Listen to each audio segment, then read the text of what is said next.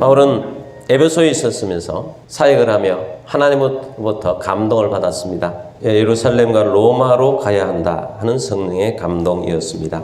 에베소의 장로들에게 강력하면서도 감동적인 말씀을 통해서 복음의 바톤을 그들에게 넘겨주었습니다. 그리고 본인은 예루살렘과 로마로 가는 이 길을 달려가고 있습니다.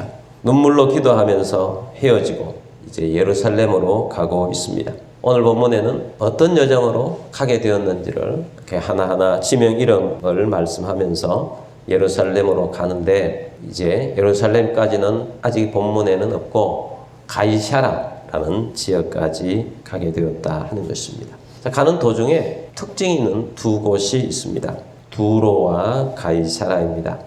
먼저 두로를 보겠습니다. 4절 말씀 봅니다. 제자들을 찾아 거기서 이래를 머물더니 그 제자들이 성령의 감동으로 바울더러 예루살렘에 들어가지 말라 하더라. 아멘. 바울이 두로에 있는 제자들을 찾았습니다. 그리고 두로에 있는 제자들과 7일을 함께 합니다.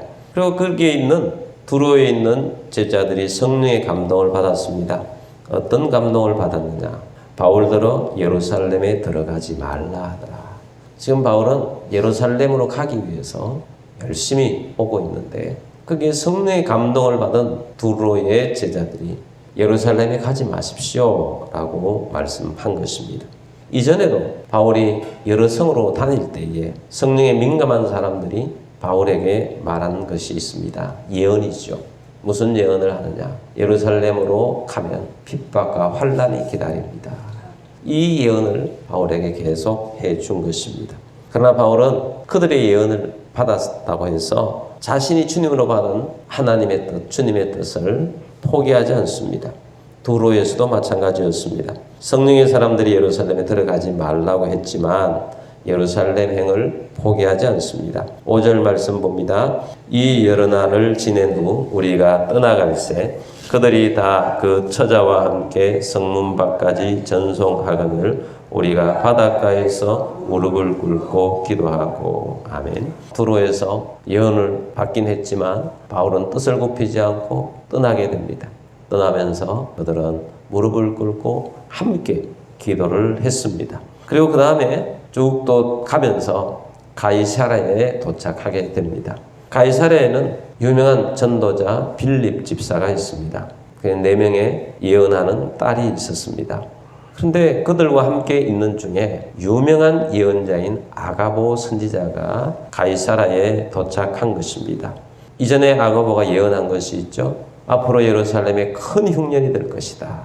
그런 예언을 안디옥 교회에서 해주어서 안디옥에 있는 성도들이 헌금을 모아서 바울에게 주어 예루살렘에 구제 헌금을 전달한 적이 있습니다. 그 유명한 예언자 아가보가 갑자기 가이사랴에 나타난 것입니다. 11절 말씀 보겠습니다. 우리에게 와서 바울의 띠를 가져다가 자기 수족을 잡아매고 말하기를 성령이 말씀하시되 예루살렘에서 유대인들이 이같이 이 띠 임자를 결박하여 이방인의 손에 넘겨주리라 하거늘. 아멘. 아가보는 시각적으로 예언을 했습니다. 바울의 띠를 가져가 자기의 수족을 손과 발을 묶었습니다. 그리고 성령의 말씀을 전합니다.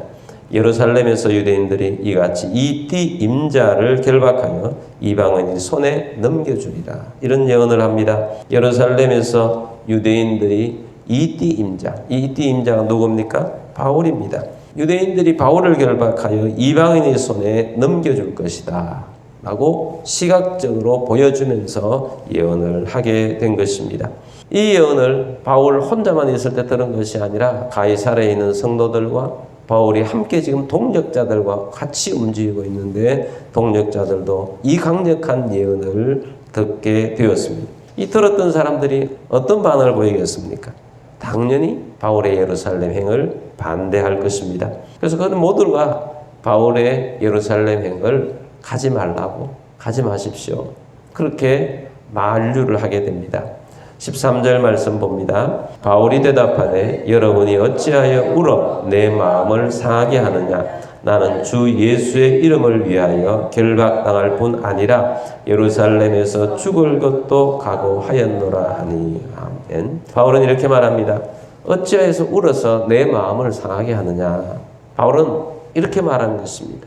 이런 예언들이 계속 있지만 그럼에도 불구하고 나는 주님의 뜻을 향하여서 갑니다. 오히려 내 마음을 이렇게 해서 상하게 하지 말고, 마음이 상하다는 것은 나도 인간인데 갈등하게 하지 말고 오히려 축복해 주십시오. 그 말을 하고 있는 것입니다. 왜냐하면 나는 주 예수의 이름을 위하여 결박당할 뿐 아니라 예루살렘에서 죽을 것도 각오하였기 때문입니다.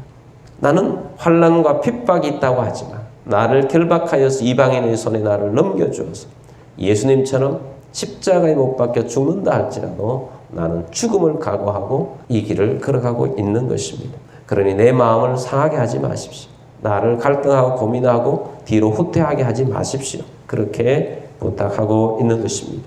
바울에게 가장 중요한 것은 뭐냐? 성령님께서 내게 주신 말씀이라는 것입니다. 주님의 뜻이 어디에 있느냐? 나는 그 주님의 뜻을 향하여서 갑니다. 죽는 길이라 할지라도 나는 주님이 원하시는 그 길을 위해서 간다 하는 것입니다. 그래서 내가 주님의 뜻을 위해서 가는 길을 포기하지 않을 것입니다. 바울이 가고자 하는 예루살렘 행은 고집이 아닙니다. 고집과 주님의 뜻을 행하는 길은 완전히 다른 것입니다. 고집은 내게서 나오는 것이지만 주님의 뜻을 행하는 길은 의지를 가지고 주님의 뜻을 좇는 것입니다. 주님의 뜻에 순종하는 것입니다.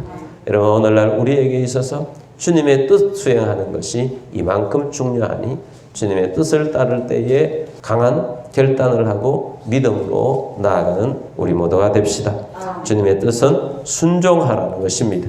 주님의 뜻에 순종합시다. 14절 말씀 봅니다. 그가 권함을 받지 아니하므로 우리가 주의 뜻대로 이루어지이다 하고 거쳤노라. 아멘.